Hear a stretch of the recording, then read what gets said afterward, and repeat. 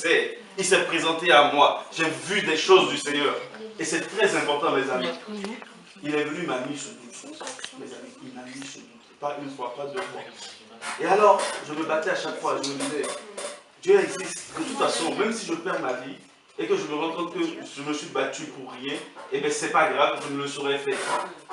Et là où il m'a gagné, c'est que je disais, au lieu de rendre gloire et de m'arrêter là, je disais, mais même si je l'ai fait et qu'il n'existe pas, tant pis, mais moi je l'aurais fait. Mais c'est l'état de faiblesse de dire ça. Ça manque d'assurance. Tu te rends compte que finalement, quand tu te découvres à dire ça, il y a un doute au niveau de ta foi. Parce que ma foi me dit qu'il existe. Le seul, c'est que la confession de foi qui me fait de moi un fils de Dieu, dit que Jésus-Christ est le Fils de Dieu, mort et ressuscité pour moi. Donc, je dois avoir cette assurance que le Fils de Dieu existe. Que ça plaise à Satan ou pas. Il est ressuscité, il règne et il vit à jamais. Celui qui a dit qu'il y a plusieurs demeures dans la maison de son Père est monté au ciel pour me préparer ma demeure. Pas celle de ma famille, mais ma demeure. Alléluia. Et c'est là le problème, bien aimé dans le Seigneur. C'est-à-dire que quand tu connais la parole, et que tu veux rentrer dans ce genre de débat avec lui, tu en sortiras fort. Mais quand tu ne la connais pas, n'entre pas. Il y a plus fort que toi qui sont entrés, mais qui sont tombés et qui se sont détournés de la foi. Mes amis, ils se sont détournés de la foi. Et c'est quelque chose qui m'a travaillé durant des mois et des mois. À se dire, mais tu ne vas plus en bas de lui. Tu dragues plus les petites filles. Tu as laissé le joint de marijuana pour ça. Et si demain, c'est vrai que ce qu'il me dit là, Satan, Jésus n'existe pas. Mais j'aurais fait tout ça pour rien. Je me serais privé de la joie, du bien-être, de la vie. Pour ça. Mais quand il a plu à Dieu de me préserver et de me donner l'assurance de mon salut, tu te rends compte que mais finalement, tu perds tout ça, tu abandonnes tout ça, mais tu auras une vie meilleure plus tard. Alléluia. Une vie meilleure plus tard. Et pendant ces années, où j'étais en train de lutter avec l'assurance de mon salut, Dieu m'envoie dans Marc 16. Marc 16, le verset 9.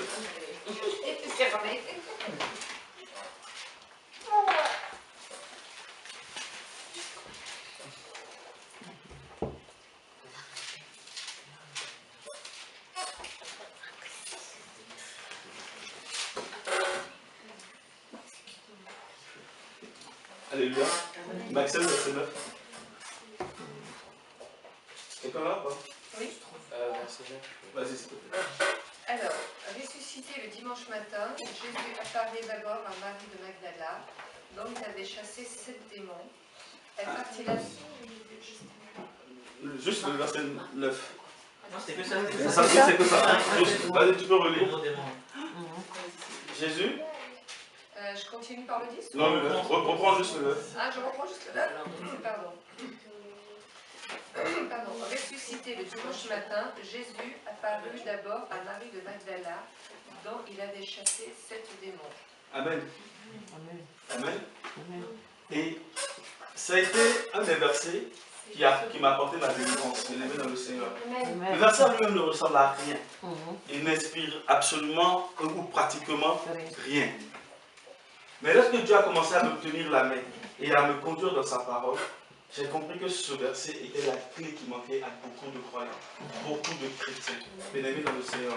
Lorsque Dieu a voulu me sortir de ce piège, de cette forteresse dans laquelle les ennemis m'embrigadait, il m'a dit, tu comprends, vas-y, dis-moi alors. Non, j'ai compris pour moi. Amen. Si tu as compris, ça c'est très bien. Alléluia. Chacun va comprendre pour nous ce matin, bien aimés dans le Seigneur. Dieu m'a dit, mais t'es-tu jamais posé la question de savoir pourquoi, au lendemain de la résurrection, c'est à cette femme qu'il a plu à Dieu de se présenter en premier? Alléluia. Où étaient les 11 autres apôtres? Où étaient les 77 disciples? Où étaient les 120 disciples qui ont marché avec Jésus-Christ sur la terre des hommes? Où étaient-ils? Où étaient ces hommes? Alléluia. Ils ont marché avec Dieu, ils ont mangé avec Dieu, ils ont bu avec Dieu, ils ont opéré des miracles, bien aimés dans le Seigneur. La Bible dit que Jésus les envoyait 2 à 2 dans les villages. Et quand ils allaient, ils opéraient des miracles, ils opéraient des délivrances. Ils ont expérimenté Dieu, ils ont goûté Dieu, ils ont même touché Dieu, ils ont mangé avec lui, ils ont entendu la parole de Dieu, ils ont fait l'école du Christ, bien-aimé dans le Seigneur. Mais quand il a plu à Dieu de se révéler après la résurrection, il a plu à Dieu de se révéler à une femme qui était Marie de Magdala. Et la Bible précise que Dieu l'avait délivré de 7 démons, bien-aimé dans le Seigneur. Et je pense que cette précision n'est pas rien du tout, bien-aimé dans le Seigneur. Frère, alors Dieu a commencé à me faire comprendre quelle était la relation qu'il espérait, qu'il attendait sur nous dans le Seigneur. Dieu veut une relation personnelle avec lui. Dieu veut une relation intime avec lui, bien-aimé dans le Seigneur. Vous savez, beaucoup de chrétiens ont expérimenté Dieu au jour d'aujourd'hui. Beaucoup de chrétiens font des délivrances, ont de grands ministères, mais ils ne connaissent pas Dieu. Ils n'ont pas une relation intime avec Dieu. Vous savez, Dieu va se servir des hommes et des femmes pour faire son œuvre, bien-aimé dans le Seigneur. Si vous qui êtes dans la sanctification, vous ne voulez pas servir Dieu, vous ne voulez pas affronter le monde, vous ne voulez pas aller dans les rues guérir les malades, Dieu va se servir de ceux-là qui ne mènent pas une vie de sanctification pour glorifier son nom. Parce qu'il y a des gens qui ont besoin de voir le royaume. Il y a des gens qui ont besoin de voir le royaume se manifester avant de croire, bien-aimé dans le Seigneur. Et Dieu a fait ces choses ainsi. La Bible dit que lorsque Dieu lui-même opérait les choses, il annonçait le royaume des cieux. Les pharisiens, les gens de son époque disaient, mais c'est quoi ton fameux royaume? Et il disait, mais le royaume est arrivé à vous. Ne voyez-vous pas les prodiges? Ne voyez-vous pas les miracles? Ne voyez-vous pas les guérisons qui s'opèrent? Ne voyez-vous pas les délivrances qui s'opèrent? Voici le royaume des cieux est arrivé vers vous. Embrassez le royaume des cieux, bien-aimés dans le Seigneur. Dieu leur parlait du royaume ainsi. Alors tu comprends qu'il y a beaucoup de personnes qui ont besoin d'expérimenter la guérison avant de croire que Dieu existe. Il y a d'autres qui ont besoin d'expérimenter la délivrance avant de pouvoir être conscient que Dieu est vivant. Il n'est pas mort, il est mort, ressuscité. Il règne et il vit à jamais. Alléluia. Amen. Il y a des gens à qui on a promis, on a fait des fétiches, de la magie, qui sont enfermés dans leur truc, mais ils n'expérimentent pas Dieu. Et la Bible nous dit dans le livre de Romains 8 que la nature soupire, attend la révélation des fils de Dieu. Imaginez, nous sommes embrigadés par nos peurs. Nous sommes envahis, assujettis par nos doutes. Est-ce que Dieu m'envoie? Est-ce que Dieu me qualifie? On veut rester là, mais Dieu a besoin de toi pour glorifier son nom dans les rues, dans les pays, dans les nations, dans le Seigneur. Et nous, on est là, on est retenus. On se laisse enfermer, envahir par nos doutes. Et vous croyez que Dieu ne va pas se servir des autres pour faire des miracles, pour faire des prodiges? Si, parce qu'il veut que ses enfants obtiennent le salut. Alléluia. Amen. Le but, ce n'est pas qui fait le miracle ou qui ne le fait pas. Le but, c'est qui vit l'évangile et qui annonce l'évangile. Alléluia. Qui annonce la bonne nouvelle du royaume des cieux. Qui expérimente la bonne nouvelle du royaume des cieux, bien-aimés dans le Seigneur. Les 11 apôtres marchaient avec le Christ. Aussitôt après la mort, on commençait à aller vaquer à leurs préoccupations. Ceux qui ont été appelés lorsqu'ils étaient pécheurs sont retournés à la pêche. Alléluia. Vous vous souvenez de Pierre, dans le livre de Jean. La Bible dit que Jésus est allé le voir et lui a dit, mais Pierre, m'aimes-tu? Il dit, oui, je t'aime. Jésus lui dit, Pierre, m'aimes-tu? Il dit, oui, je t'aime. La troisième fois, Jésus lui dit, mais Pierre, m'aimes-tu? Il dit, oui, je t'aime. Et Dieu lui dit, paie mes troupeaux, arrête ta pêche et retourne à ce pourquoi je t'ai appelé. Alléluia. Beaucoup au milieu de nous, beaucoup de nos assemblées bénéfiques dans le Seigneur. Nous aimons Dieu, nous avons touché Dieu, nous avons vu des choses. Mais il manque une certaine relation avec Dieu. Il manque une certaine intimité avec Dieu. Alors Dieu a commencé à m'enseigner, à me dire qu'il s'est révélé à cette femme. Pourquoi? Parce que cette femme était juste au pied de la croix de lui dans le Seigneur. Alléluia. Là où les hommes ont pris du recul, un seul des apôtres était là, c'était Jean. Et Dieu dira à Marie, mère, voici ton fils. Cette femme, elle était au pied de la croix, bien aimée dans le Seigneur. Mais son œuvre ne s'est pas arrêtée. Alléluia. Vous savez, l'amour se manifeste par des actes. Alléluia. La Bible dit la foi sans les actes est une foi morte. Alléluia. L'intimité avec le Seigneur, on ne peut pas dissocier l'intimité qu'on a avec le Seigneur de la foi que nous manifestons avec le Seigneur. Et tout est là, bien-aimé dans le Seigneur. Malgré que Jésus soit mort au pied de cette dame à la croix, elle ne s'est pas arrêtée là. La Bible nous dit que tôt le matin, elle partait encore pour embaumer le corps du Christ. Alléluia. Elle partait encore pour s'occuper de son Christ, bien-aimé dans le Seigneur. De Jésus. malgré que mort, bien-aimé dans le Seigneur. Cette intimité était restée encore. Alléluia. Cette foi que le Fils de Dieu est parti était là. Même si elle n'avait pas une foi à la résurrection, elle manifestait toujours sa foi par des actes d'amour. Alléluia. Alléluia. Même sa mère n'y était pas. On est d'accord ou pas? Matthieu 16, verset 9. Alors il a plu à Dieu de se manifester, de se révéler à une telle personne. Et Dieu m'a dit, si tu veux vivre une révélation de ma part continuelle, cela dépendra de ta marche avec moi. Cela dépendra de la foi que tu as vis-à-vis de moi. Et Dieu a commencé maintenant à me ramener dans Hébreu 11. Dans Hébreu 11, on va voir que les 4 premiers, que ce soit Abel, Enoch, Abraham, maintenant on dit 1, on a dit qui? Hébreu 11, Hébreu 11 à partir du verset 4. Vous allez voir que c'est une relation d'intimité. Dieu a développé une relation d'intimité avec ses hommes. Et cette relation d'intimité, lorsque vous lisez Hébreu 11, Hébreu le ramène à la foi que ces hommes-là avaient vis-à-vis de Dieu. Alléluia. Abraham, merci. Alléluia. Alléluia. L'intimité que tu peux avoir avec Dieu ne peut pas être loin de ta foi.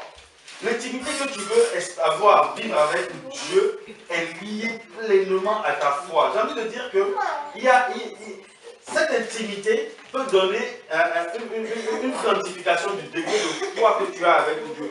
Plus ta foi est grande, ou plus ta foi va de grandeur en grandeur, Dieu pourra se manifester de façon aussi extraordinaire avec toi. Ou Dieu pourra aussi te rendre cette intimité en retour.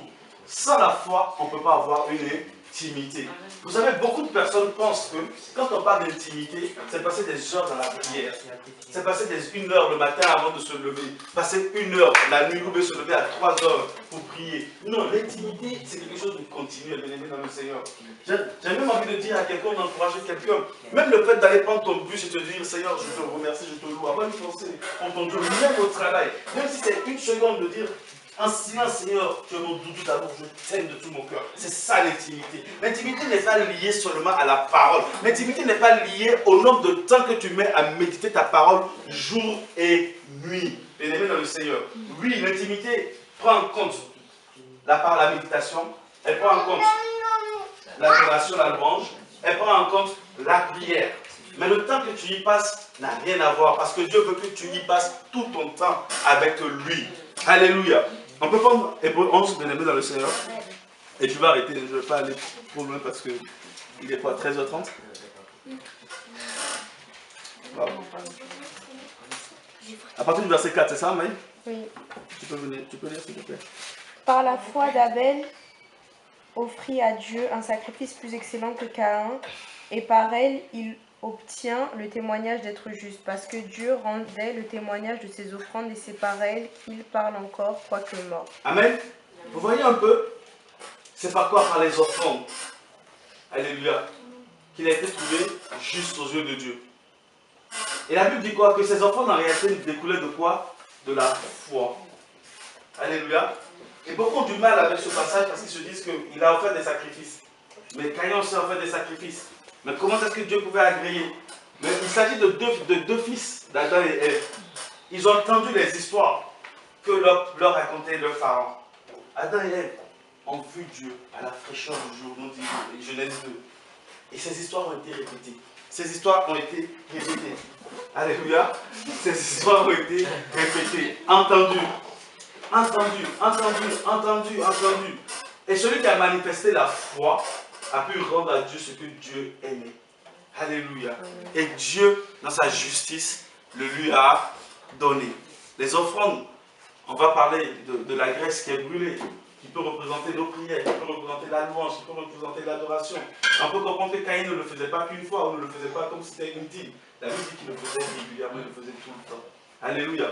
Et dans cette recherche de Dieu, dans cette offrande qu'il faisait à Dieu, il passait du temps avec Dieu. Alléluia. Vous savez, l'autre qui donnait des légumes, qui donnait de l'igname ou de la banane, tu ne le brûles pas, tu le poses et tu t'en vas. Mais celui-ci devait consumer l'animal. Et devait être là, voir l'offrande aller vers Dieu, la graisse consumée par Dieu. Et c'est ça l'intimité avec Dieu. Il était présent dans le Seigneur. Alléluia. S'approcher de Dieu, prier Dieu, avoir le temps aussi de se dire, Seigneur, moi j'ai fini de parler. J'espère que tu me parleras. Et garde le silence. Attendre et espérer que Dieu puisse se révéler aussi à soi. Bien-aimé dans le Seigneur. Ça, c'est l'intimité avec Dieu. Tu peux continuer à lire pour m'avoir une autre. Dieu connaissait le cœur des deux, je pense, aussi. Dans le sens où, là, en tant qu'être humain, on peut se baser que sur les actes. Il y a des offrandes d'un part, des offrandes de l'autre côté, la méthode des offrandes, ce que vous voulez. Mais derrière, nous ne sommes pas Dieu. C'est-à-dire que Dieu connaissait le cœur d'Abel, Dieu connaissait le cœur de Caïn, et Dieu savait réellement qui avait la foi véritable dont il recherchait. Aussi. Oui, mais la foi, c'est-à-dire que la foi vient de ce qu'on entend vient de la parole de Dieu. Les parents ont dit à ses enfants ce à quoi Dieu prenait plaisir. Et le sacrifice animal n'est pas anodin. Déjà, lorsqu'ils ont péché, Adam et Ève ont péché, Dieu a dû tuer un animal, a dû sacrifier un animal. Est-ce que tu vois? Et quand tu prends la loi de Moïse, tu vois aussi quel plaisir Dieu prend avec les graisses. Avec les graisses, avec certaines parties d'animaux. Bien-aimé. Donc tu comprends que c'est un message qui a été transmis. Dans d'autres versions, on dit que Caïn, c'est par désobéissance qui n'a pas voulu plaire à Dieu avec ses sacrifices. Dieu regarde au cœur, c'est vrai. Mais au-delà de cette notion de sacrifice, la Bible révèle que Dieu ne prend pas plaisir au sacrifice, mais c'est à l'obéissance. Et l'obéissance vaut mieux que les sacrifices. Est-ce que tu vois? Non, l'obéissance à la parole de Dieu, pas au cœur, à la parole de Dieu. Dieu a dit, fais, donc je fais. Quel que soit ce que ça peut me coûter. Pas ce qui me plaît, pas ce que je pense que Dieu va agréer, mais je fais ce que Dieu lui-même, il a dit, il a recommandé. Amen. Dieu ne voulait pas qu'il fasse le sacrifice des animaux. Non, Dieu attendait et espérait une offrande animale. Il prend plaisir dans la graisse. Mais c'est pas ce qu'il a fait? Qui? Abel? Non, quand il a fait des fruits, des légumes. Oui, parce que lui, il était cultivateur, il était chasseur. Enfin, il était berger. Il avait du bétail. Du bétail. Donc l'autre, au lieu de lui donner... Il aurait pu donner les légumes à son frère et prendre un animal et le sacrifier aussi. Parce que même sous Moïse, tout le monde n'était pas éleveur. Il y avait des cultivateurs aussi, mais pourtant ils savaient comment offrir à Dieu. Ce que vous n'arrivez pas à... Ce que vous occupez en fait, c'est quoi? C'est que le riz et tout ça, il n'y a pas d'expiation de sang. Oui. Ils sont dans le péché. Avant de t'approcher de Dieu, il faut d'abord faire l'expiation de péché par le sang. C'est le sang, c'est l'animal, c'est le sang versé qui te réconcilie déjà avec Dieu. Aujourd'hui, on ne le fait plus parce que Christ a versé son sang une fois pour toutes. Voilà pourquoi tu peux venir avec ta maison, tu peux venir avec ta voiture, tu peux venir avec de l'argent, tu peux venir avec ce que tu veux. Il n'a plus besoin d'animal. Le sang de Christ suffit déjà. Et il l'a fait une fois pour toutes pour nous et pour ceux qui vont venir plus tard. Mais l'autre venait avec le péché dans son état. Oh, l'autre, à chaque fois qu'il tuait l'animal, il égorgeait, il répandait le sang. Et c'est dans toujours cette même optique que Dieu dira, oui, mais attention, le sang d'Abel parle, mais il y a le sang de Jésus qui crie plus fort que le sang d'Abel. Donc si j'ai bien compris, parce que là moi j'ai commencé depuis, je lis la Bible en 1 an. Oui, c'est-à-dire que,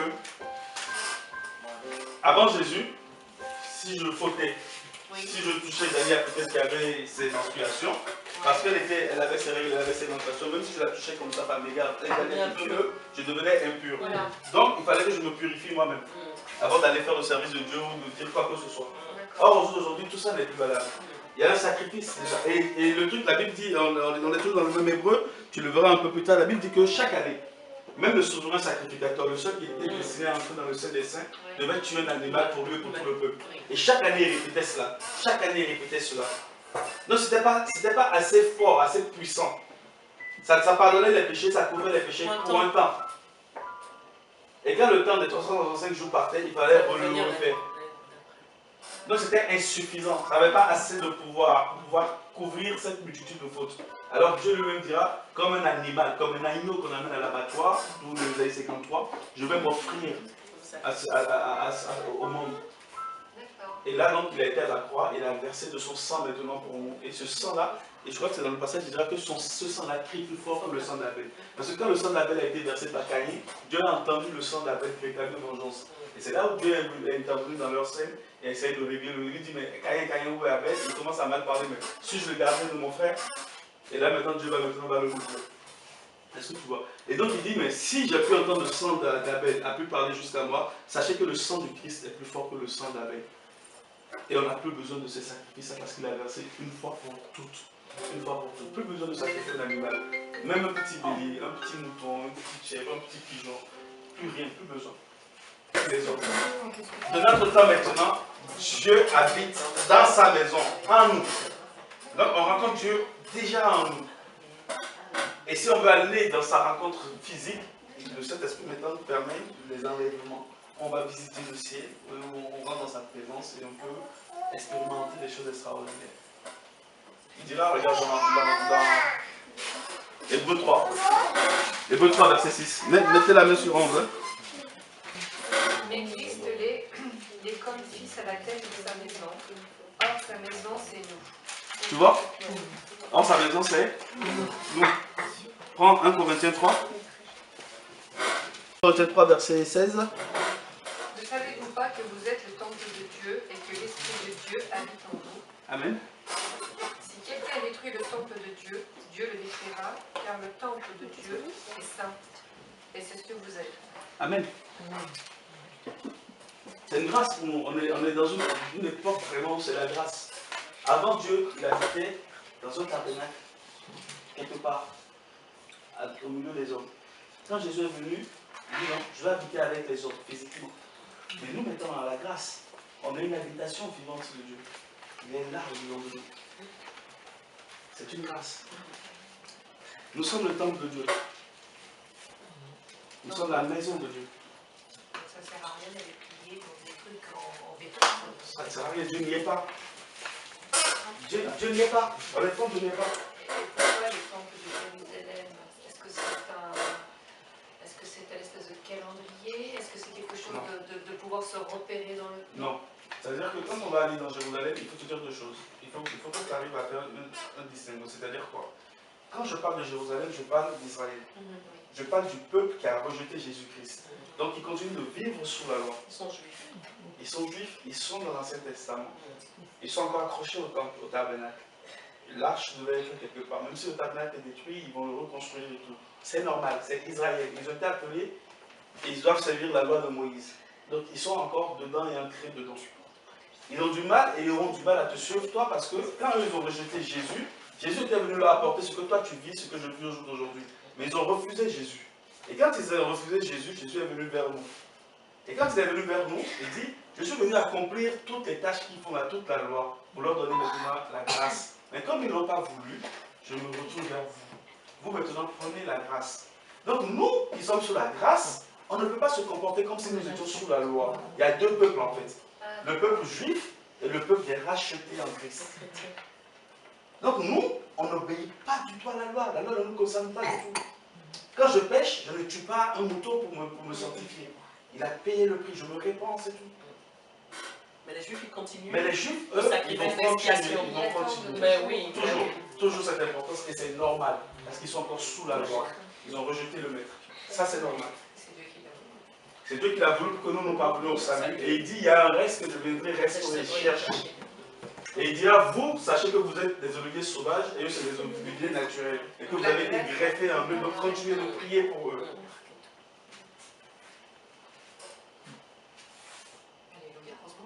Gloire à Dieu. Gloire à Dieu. C'est bon? Du coup, je vous exhorte à lire le Hébreux 11. Vous allez voir. On a parlé d'Enoch tout à l'heure.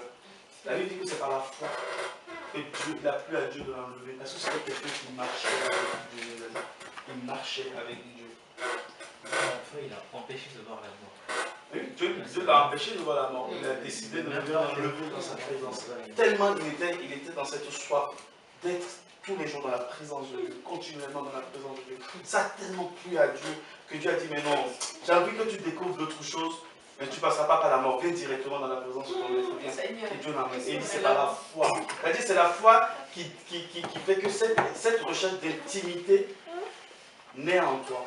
Être là où est le Seigneur. Et c'est ce qui a animé Marie de Magdala. Même s'il est mort, si son corps est là, je veux être encore là où le corps est. La présence de Dieu. Et c'est là que Dieu a commencé à me dire, mort ou vivant, toi, recherche la présence de Dieu. Peu importe. Ça peut arriver encore aujourd'hui. Ça peut arriver. Il est le même. Il est le même. Hier, aujourd'hui. Il est le même. Oh, éternellement. Dieu ne change pas. Les hommes changent. Les situations changent. Le monde change. Mais il est le même, Rabbi. Il ne change pas. Amen. Ses exigences ne changent pas. Amen. Et même, Si tu es trouvé juste, il est le même. Amen. il a même dit que Dieu a même dit qu'il fera des choses plus grandes. Mais oui. Par au Seigneur. Mais oui. On peut même avoir Des choses extraordinaires. Abraham, la Bible va vous parler d'Abraham. Vous allez voir. Abraham était un autre fidèle. Manifeste dans la foi que Dieu l'appelle mon ami. C'est extraordinaire. Dieu est à la recherche d'amis. Avec un ami, on partage les intimités.